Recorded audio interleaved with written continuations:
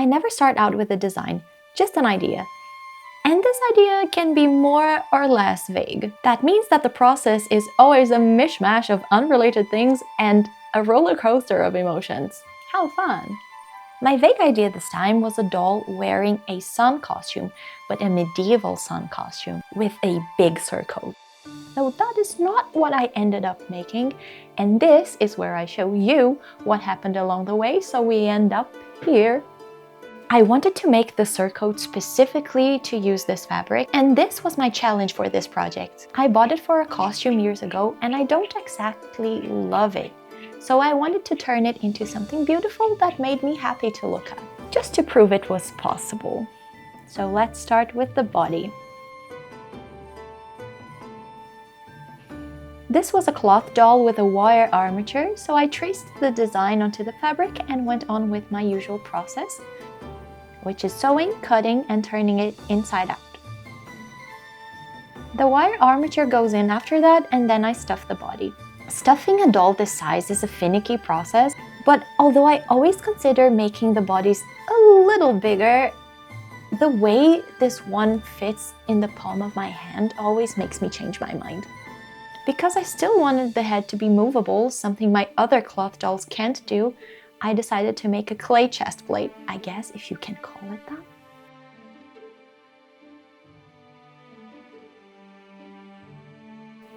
It had a wire hook, which I covered with another piece of clay to form the neck, and used an elastic that would travel all the way from the hook to the top of the doll's head. I made the neck very long so that I could make sure that it would be proportional when the head was finished.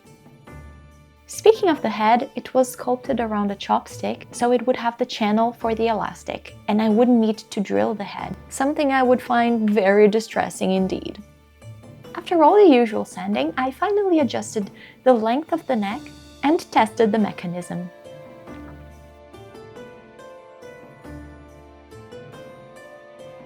With that out of the way, I could finally paint the face, which is what changed everything. You see, because I always go with however the project is evolving and adjust along the way, doing the head or the outfit first is always going to have a profound consequence for my project. So the issue here is that the way her face turned out reminded me vaguely of something theatrical. And I started to imagine the same sun costume with the same medieval influence, only with a 1950s theater twist. Maybe a Pierrot vibe? So I changed course. The final touch on the face was a little varnish for sheen on the eyes and lips, and now it was time for the outfit. To keep the medieval influence from where this project originates, I decided to make a doublé with tabs. My first version of it was too small, which I kind of anticipated because of the size of the tabs in my pattern. But because I'm stubborn, I went on anyway and proved my theory. So I adjusted the pattern, and this time it worked. Both the front and the back were bag-lined to give the fabric some body. I added sleeves, and the construction of the doublé was done. And then I made breeches, I guess. I'm going to call them breeches. Since I wasn't planning on actually making a second piece for this project, I didn't have a set fabric in mind. This goldenish one I found in my stash, and I liked that it brought a third color into the outfit, to keep it from being too boring. Construction was really simple this time. Yay! Well, and here I was thinking I wouldn't need to sew stockings this time because the long dress would cover the feet. What long dress now though? I just didn't know what color to use. The beige looked a little more serious and antique-y, while the pink was more playful. I decided to lean into that third color the breeches gave me and gave her pink stockings. As the last part of the outfit, I made a pattern for a pointed shoe and cut it from white felt. That was it for basic construction. I still had to add a little more interest to the outfit, but I moved on to the hair. This time I didn't bother brushing out the yarn because I wanted the very wavy texture. I'm so happy with the hair actually. I didn't anticipate the color would work so well. Now that the hair was in place, I could bring out the world's gunkiest mat and sculpt my sun headpiece. I had molded a base on the doll's head previously and just freehanded the design onto a flat piece of clay. It was really easy to sculpt, maybe because I for once saw it clearly inside my mind.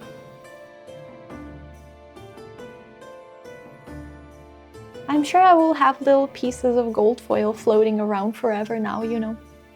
I guess I always come to the same conclusion every single time, but paint just can't compare to the effect of gold foil. And the result is always worth it. Here, have a peek at my gold foiled fingertips. They stayed like that for the rest of the day. So now you can follow my gold foiled fingertips as I finish decorating the outfit. The breeches didn't need a lot, so I just added gold cording and lace to the edges. Since the beginning, my plan had been to bead the golden fabric, so I began by adding a row of beads to look like buttons. Initially, I added red beads to go with the red threads in the fabric, and the same beads to the sleeves to mimic the several buttons common in some types of medieval clothing. None of the red was really working though, so I swapped them for the light pink beads and covered the red beads with pink bows. The shoes received some gold cording, beads and bows, and now everything was looking coherent. I braided the hair to make it look like the hairstyles on medieval effigies, sewed it in place, and she was done. Open the curtains!